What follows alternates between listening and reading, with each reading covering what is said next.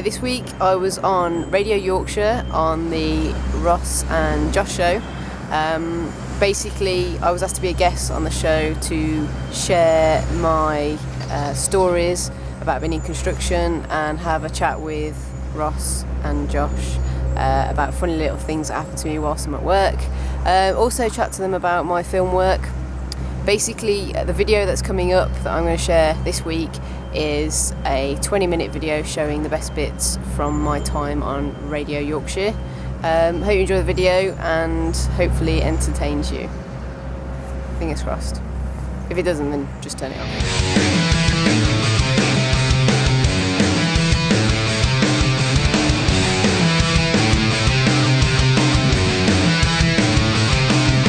Hi, we're Ross Briley and Joshua Sadler, collectively known as the Urban Cookie Collective, or the Ross and Josh Show on Radio Yorkshire.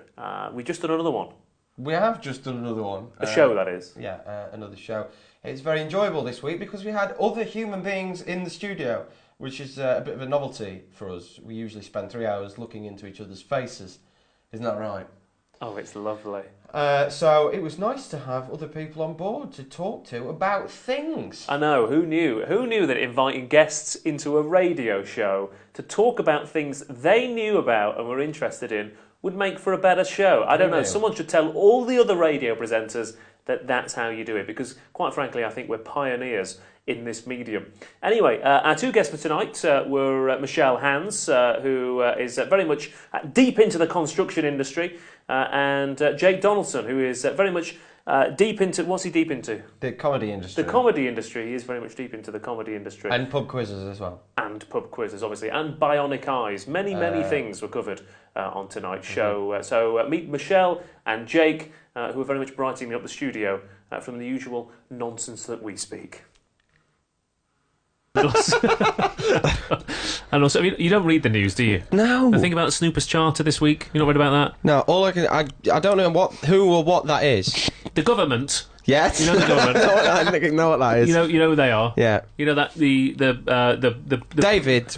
Yeah, the chap with a plum for a head. Yes. Yeah.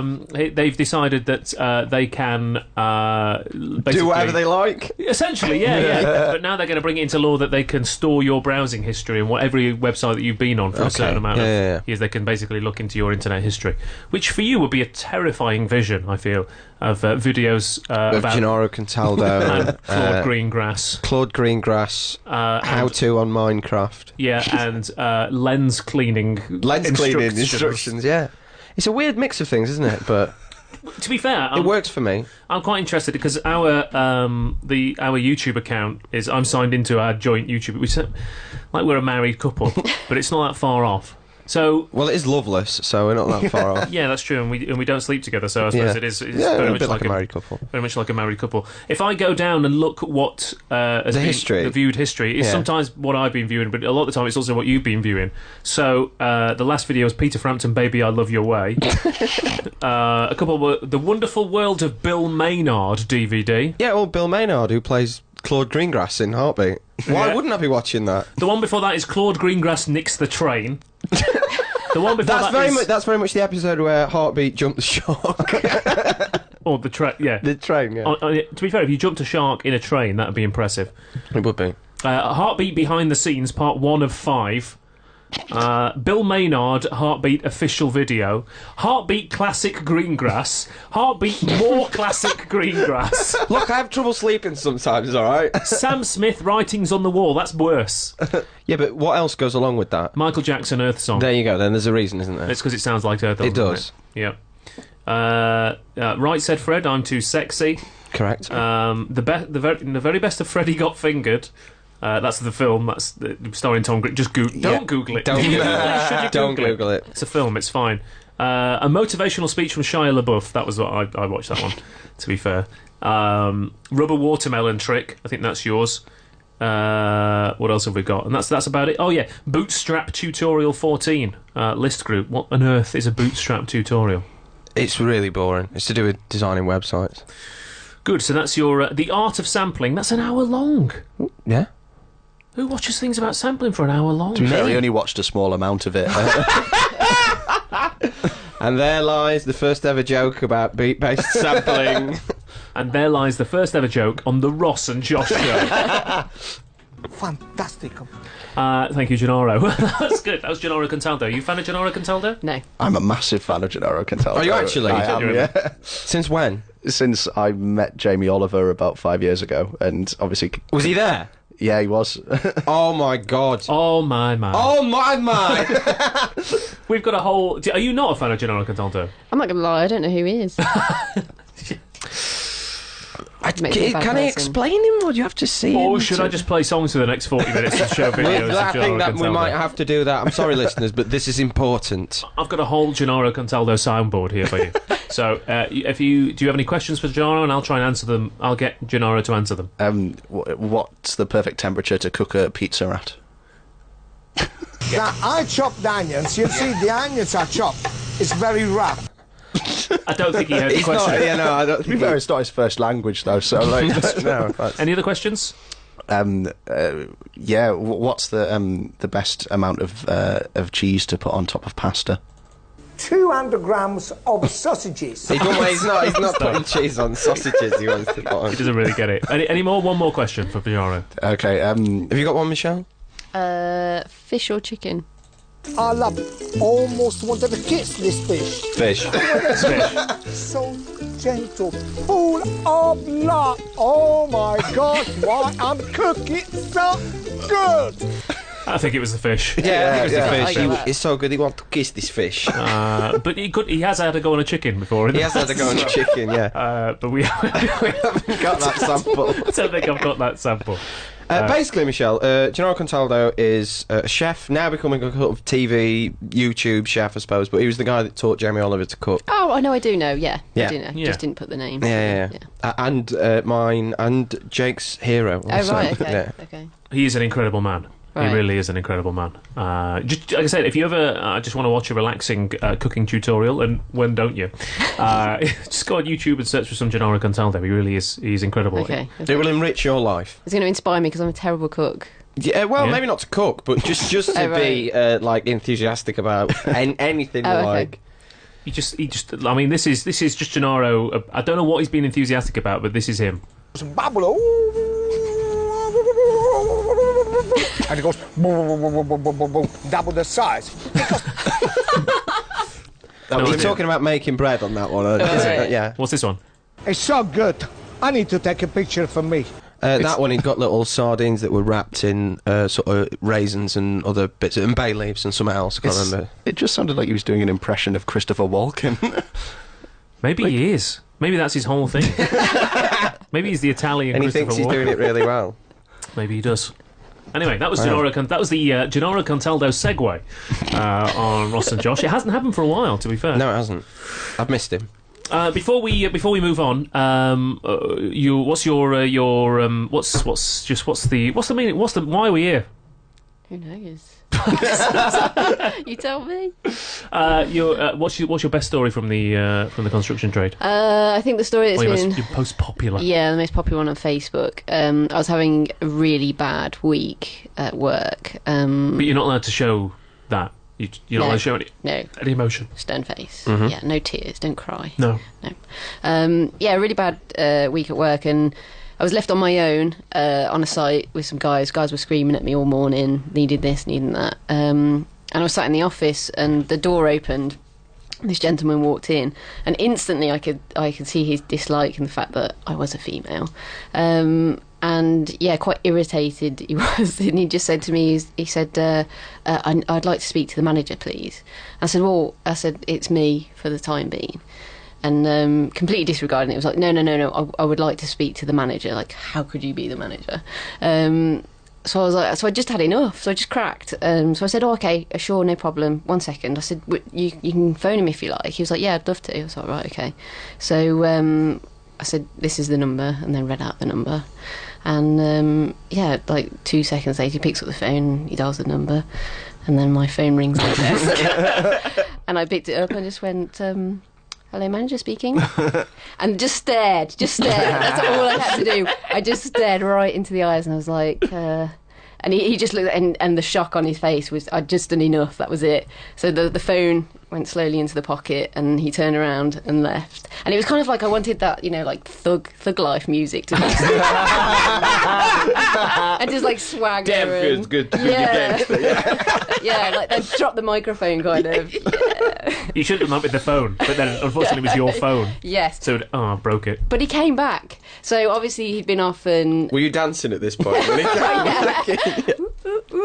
Yeah, he came back and it got even better because he came in and he said, "Oh, actually, I don't want the manager. It's actually the engineer that I want." I said, "Oh, well, you're in luck because that's me as well." The Ross and Josh Show with Michelle Hands and Jake Donaldson this week. And Michelle, as well as being an expert in the construction field, has also directed several films. She's very accomplished in that sphere. As are you, Josh. You're on your fifth, are you not? I'm on my fifth film. The difference is Michelle directs them, I watch them. The fifth film that I've completed recently is Looper, and whilst watching Looper, the only question I had is, I wonder if they have a blooper reel for Looper. The Looper bloopers. I've still yet to find out, but fascinating film about time travel and meeting yourself in 30 years' time, which raised some concerns as well as questions for me. Some super Looper blooper questions, that's for sure. What would I have told myself to do? Probably just try harder. Apply yourself. I'd be like the principal at Back to the Future. You're a slacker, McFly. But Josh, obviously I wouldn't say McFly to myself because... That would be pretty confusing. Yeah, it would be. What happens if you could go back 10 years now? If you could go back to you as a... What? How old are you now? 9, 10? I just turned 11. So you just turned 11. So if you could go back to yourself as a 1-year-old... I'd buy a rusk. Give me that. That's it. And some warm milk. What advice would I give myself? If you could go back to your 18-year-old self, what advice would you give him? I'd tell him to... Bruce Willis style. I'd probably tell him to stop being so serious and have more of a laugh, I think. Really? Yeah, I would, genuinely. I'd also tell him to... this is bad, I don't want to say this on the radio. To... You can adapt it. To have more partners. Is that a choice? What, were you just rejecting them? Yeah, well, no, not rejecting them, but not... I'm sorry. I'm saving myself. You're not engaging in that. Was that your choice, or was it just because you smell like onions? Well, I don't know. Maybe even if I had tried, it wouldn't have made a difference. No. I'm just saying, relax, put man. Yourself out there. Yeah, put yourself out there. That's what I would have said to myself. I think those things are probably quite connected, though. You not being relaxed and being alone at night. No one wants to go to bed with a really serious, smelly 18-year-old, do they? No. Tweet us at Radio Yorkshire. Michelle, if you could go back now 10 years to your 21-year-old self. 21. Yeah. Back when no one knows anything. Yeah. But they think they know everything. So mainly, I was at university or just leaving university. Yeah. I don't know, 21. I see. I've got one if I was younger to go back to. But if I was a small child, I'd tell myself to chill out because apparently, as a child, why was everyone so highly strung? I had anger. I must have had anger management problems because I used to bite people, right, and bite skirting boards, random, for no reason. Sorry, hang on. Goddamn skirting boards. You started with the people thing, and that's quite shocking. And then I wasn't expecting the skirting boards. So I don't know where that came from. I think it was just a sheer frustration, and my mum tells me that I used to. Not being a joiner? Is that what? I think it was for something really simple, like my brother might have had the last Starburst or Opal fruit, and then it just sent me into a rage. So I'd probably tell my younger self to chill out, but my 21-year-old self, I'd probably say, don't go out till 12 o'clock. Or I'd just tell him to have more fun or something, that kind of thing. Yeah, chill out, dude. I think it's got to go one way or the other. I would either go back and tell myself to relax, or work a lot harder and be a doctor. But would you want to do that? I don't know. I've never done it, so I don't know. Do I? Yeah, but why? Surely the only. Why? I say that actually, don't be a doctor because. Well, right now you. Right now it's pointless. Yeah, but absolutely screwed. Yeah. I think I'd probably go back and tell the 12-year-old me to watch Looper when it came out, so I'd be able to understand this conversation. Sage advice. I love Bruce Willis. I love him. I absolutely love him. What's your favourite role that Bruce Willis does? I mean, there's so many to choose from. I really like that film where he was Bruce Willis. That's a good one. That was a good one. Yeah. And when he played Bruce Willis. I like the one where he's Bruce Willis as well. Yeah, that was pretty good. You remember that one where he was Bruce Willis, but he wasn't quite Bruce Willis, and then eventually he was Bruce Willis became again. Bruce Willis. Yeah, yeah. And the thing that I like about Bruce Willis is he's not so much an actor, but a man that applies for auditions on the role of Bruce Willis. Yeah, basically people go, we've got a film, we need a Bruce Willis. Does anyone know a Bruce Willis? And of course, Bruce Willis, fits in there. I mean, of all the Bruce Willises, Bruce Willis is by far the Bruce Willis. He's the most Bruce Willis-y of the Bruce Willises. Yeah, he really is, yeah. He is the most Willis-y. He is, yeah. Yeah. But what would happen if Bruce Willis was no longer Bruce Willis? That's the question I ask myself on an almost hourly basis. What would he do? What would he do? Have you seen Looper? Yes, yeah. You've seen Looper? I've not, no. All right, well, do you want us to ruin it for you? Yeah, go on. All right, okay. Well, roughly speaking, it's about some loopers. I've just realised how hard it is to roughly describe Looper. Anyway, at one point, Bruce Willis, Joseph Gordon-Levitt, this is really It's hard. difficult, isn't it? Yeah, it is. So yeah. basically, there's a thing where people from 30 years in the future come back. Right. Or at least the main character, he comes... Oh, God, it is really difficult. At one point, Bruce Willis is the future Joseph Gordon-Levitt, and he comes back in time to warn Joseph Gordon-Levitt about stuff. Right, okay. So one of the best scenes, by the way, in the whole film is they do a sort of a year-on-year sort of narrative in quite quick succession, right? Yeah. Where you see Joseph Gordon-Levitt getting older, and then at some point Becoming Bruce Willis. it's not becoming Bruce Willis. It's like Joseph Gordon-Levitt gets older. Switch Bruce Willis with hair for 1 year, and then the next year just normal Bruce Willis. Can you imagine if in about 5 years' time, if you woke up one morning and you were Bruce Willis with hair? That's essentially what happened in this film. Like so what I can't understand is the effort that they went to make Joseph Gordon-Levitt look like Bruce Willis. They gave him like all this almost like what looks like plastic surgery to make his face look like a young Bruce Willis. And for Bruce Willis, they just put a wig on him. That's all they did to try and make him similar. And the other thing is that Bruce Willis doesn't act like... He didn't think, I'll try and act a bit more like Joseph Gordon-Levitt, because he can't. Whereas Joseph Gordon-Levitt actually does quite a good job of impersonating what Bruce Willis might be like as a younger man. Because we were saying earlier about when you get old as an old man, you kind of run out of purpose and things to do, and you don't quite know what to do with yourself. And there's going to be a point in the future where someone turns around to Bruce Willis and says, you can no longer be Bruce Willis. You can't just go to work and get paid to be Bruce Willis in a different role, because that's essentially Bruce Willis's life. Being Bruce Willis. I mean, I realise that's everyone's life is being themselves, but very rarely... No, but as an actor, it isn't your job to go to work and be you, is it? It's your job to go to work and act a character. It's like me saying... Unless you're Bruce Willis. I've got to come in and do the radio show, but I'm not actually going to learn how to do anything. I'm just going to do what I would do for 3 hours, and you adapt around me. That's what Looper is. Pretty much. Everyone just going, should we... That's not in the script. It's Bruce Willis. Just let him get on with it. Adapt the script. He's just mentioned Marmite. Do we have Marmite in the future? It's Bruce Willis. We've got Marmite.